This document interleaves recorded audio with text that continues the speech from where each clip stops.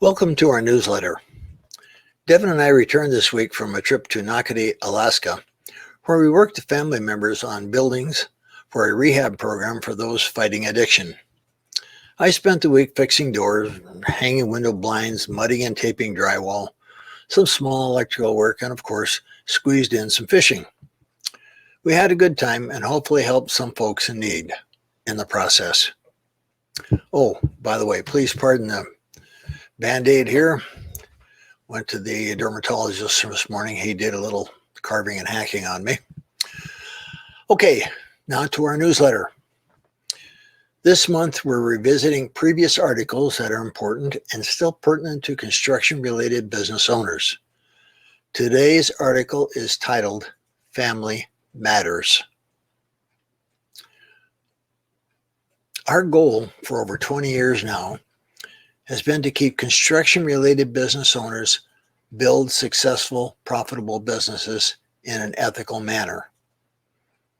Over the years, we've received many positive calls and notes thanking us for the advice and support we've provided through our website, our books, our classes, and our coaching. We like to see the good guys win, and we receive a lot of joy watching others succeed. We believe that can be done while still putting family ahead of business. Family relationships are more important than earning money, more important than succeeding in business. This letter shares what happens when you lose perspective and place your business ahead of your family. This letter begins, Dear Michael, thank you for all the clear advice over the years. Your words ringing in my husband's head have been a major catalyst for change and probably the primary reason that after 8 years, he is finally starting to charge for estimates and not let people talk down his price. The idea that he should only get 1 in 3 of the jobs he bids was freeing for someone who took most encounters with clients to heart and wanted to make them happy. This has been the most successful year by far for my husband's business, and the prior year was almost as good.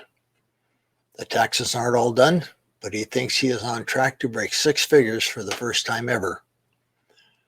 The credit card is nearly paid off, and his relief is palpable. He's talking about buying a house in a year and a half because he thinks it could be something he would actually want to live in. The problem is that I haven't had so much as a hug in almost a year. He says he has nothing to give, calls himself a terrible father, and says he doesn't want more children. He tells me about work and then falls asleep on the couch. I understand that there is a certain amount of single-mindedness that is necessary for success, but a family is not a can of coffee that you take down off the shelf when the time is right to brew a cup. For the business, it's important to make it impersonal, but for the rest of life, it needs to be different.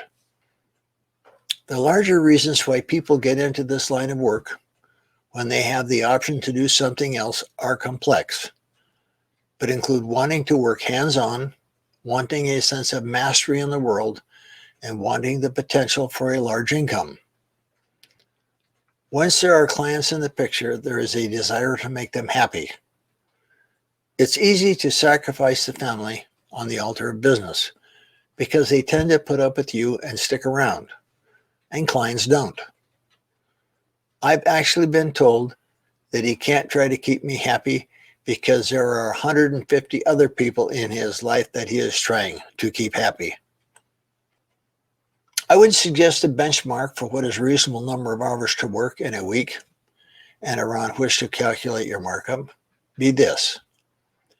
You should have the energy to play with your kids, sleep with your wife, fix the things around the house that would get fixed for a client, and think about something besides work.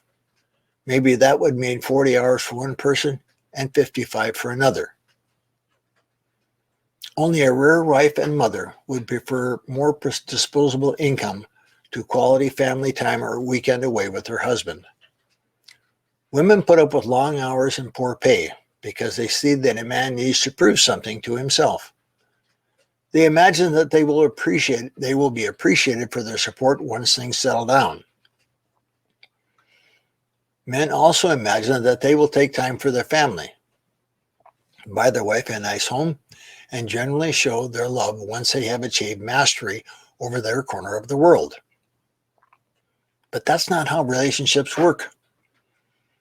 People can be patient when things are tough, but if they are ignored when times are good and bypassed for the money, they feel cheated to find that they were at the bottom of the list all along. I've seen that you address the question of character regularly, but I think men need to specifically hear that money is not the same kind of goal for other people in their life that it is for them. And that it is just as easy to be consumed by successful business as an unsuccessful one. And generally, a wife does not want a nicer house as a substitute for a husband's love.